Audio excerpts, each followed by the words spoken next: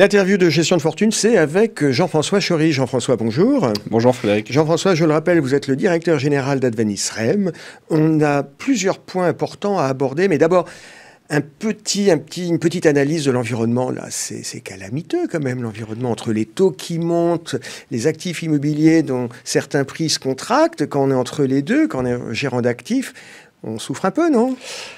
Oui, calamiteux, je ne sais pas si on pourrait aller jusque-là, mais en tout cas, c'est des conditions de marché qu'on n'a pas vues depuis un moment, notamment et essentiellement liées à la remontée des taux, qui a été très brutale l'année dernière et qui a asséché complètement le marché entre des acheteurs et des vendeurs qui aujourd'hui ne s'alignent pas. Quelques signes... Vous naviguez comment chez Advenis REM ? Alors aujourd'hui, on a clairement eu une période où on a regardé un petit peu ce qui se passait sur le marché, et puis on a fait comme tout le monde en tant qu'investisseur, puisqu'on a de la collecte et on a de quoi investir. On a réaligné nos prix, donc on a réaligné effectivement les conditions d'entrée dans un immeuble, et donc c'est là où effectivement on s'aperçoit des assèchements de marché, dans le sens où les vendeurs et les acheteurs ne sont pas complètement encore alignés. J'ai l'impression que la période de stress, effectivement il y a la hausse des taux, c'était quand même fin 2022, et ceux qui ont réussi à se repositionner fin 2022 ont mieux démarré l'année, non ? Alors oui, certains pays comme l'Allemagne, comme la Grande-Bretagne ont déjà aligné leurs prix. Il y a déjà eu des corrections. La France n'a pas trop repricé encore aujourd'hui. A priori, c'est pour cette année. Donc aujourd'hui, on commence déjà à refaire quelques opérations. Certains pays, même comme l'Espagne aujourd'hui, n'a pas forcément repricé l'année dernière, mais se comporte toujours assez bien. Et de par le fait qu'un PIB est plutôt bon, que l'inflation est plus basse que d'autres pays européens, et donc le marché espagnol tourne un peu mieux. Voilà.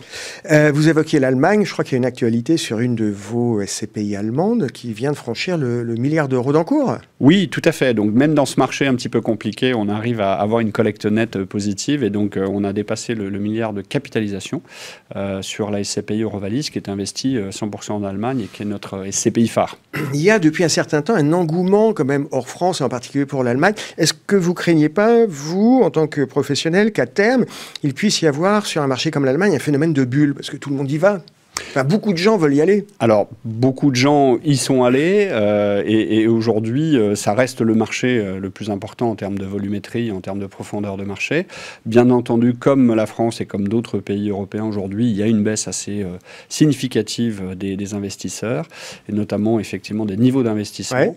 Pour autant, les fondamentaux sont toujours bons. On a des loyers qui ont tendance plutôt à monter depuis 2 ans, liés à l'inflation aussi, puisqu'on a une inflation plus forte, donc on a une indexation des loyers qui est aussi plus forte, qui devrait aussi corriger un petit peu les repricing qui sont en train de se faire. Et on reste sur un marché qui est quand même très dynamique, avec une petite indication, et qui est quand même intéressante à voir actuellement, c'est que les taux aujourd'hui sont en train de redescendre, c'est-à-dire que le taux long à 10 ans est plus bas que le taux à 7 ans, ce qui veut dire qu'on anticipe déjà des baisses d'inflation, on anticipe déjà des baisses de taux, et donc a priori... Début de normalisation. Un redémarrage plutôt pour l'année prochaine. Je ne pense pas que le S2 soit aussi très dynamique, mais par contre un redémarrage plutôt 2024. D'accord. Donc S2, on va continuer à reprendre notre souffle. Ça risque de peut-être continuer un peu à consolider, c'est ça ? Oui, clairement. Je ne pense pas qu'il y ait un redémarrage tout de suite en termes de volume de transactions. Par contre, les acheteurs et les vendeurs sont en train d'anticiper le fait que la hausse des taux est plutôt derrière nous, et on devrait avoir un alignement entre des vendeurs qui se disent bon, je vais vendre un petit peu moins cher, et des acheteurs qui rehaussent leur niveau de prix. Jean-François, je crois qu'il y a aussi chez Advenis REM pas mal de projets pour la rentrée, que ce soit sur l'action commerciale, vous me disiez sur la digitalisation, on prépare de belles choses. Oui, dans le sens où on a deux effets qui sont importants pour nous et pour les mois qui viennent. Il y a le côté dureté du marché, ou en tout cas un marché un petit peu moins lisible pour les distributeurs et pour les clients. Et donc on se renforce au niveau de notre force commerciale, et je pense que c'est important d'être en face de ces distributeurs, d'être en face de ces clients pour expliquer la stratégie, expliquer effectivement ce qui se passe sur les marchés.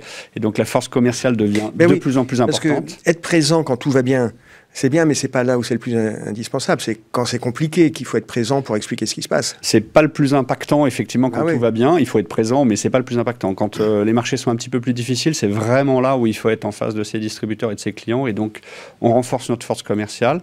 Et l'autre point qui nous semble un point crucial sur les années qui viennent, pour le coup, puisqu'on regarde à moyen long terme, c'est la collecte des data, la collecte des données sur les consommations de nos immeubles pour justement pouvoir les gérer dans le temps et faire en sorte que ce soit d'un point de vue propriétaire ou d'un point de vue locataire, avoir une maîtrise la plus en plus complète. L'enjeu, c'est quoi? C'est d'être le plus réactif, c'est ça? D'avoir une meilleure vision de ce qui se passe sur dans le foncier? Oui, clairement. Aujourd'hui, on récupère les datas, on essaye de faire en sorte de les récupérer d'un point de vue digital. C'est un gros travail, contrairement à ce qu'on pourrait penser. C'est énorme. Ça fait plus d'1 an et demi qu'on travaille dessus.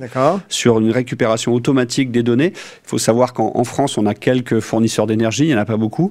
En Allemagne, je crois qu'il y en a, allez, je ne vais pas dire de bêtises, mais entre 600 et 900 sur nos immeubles. Donc, c'est énorme sur le travail qui doit être fait pour digitaliser et récupérer automatiquement les données de nos immeubles.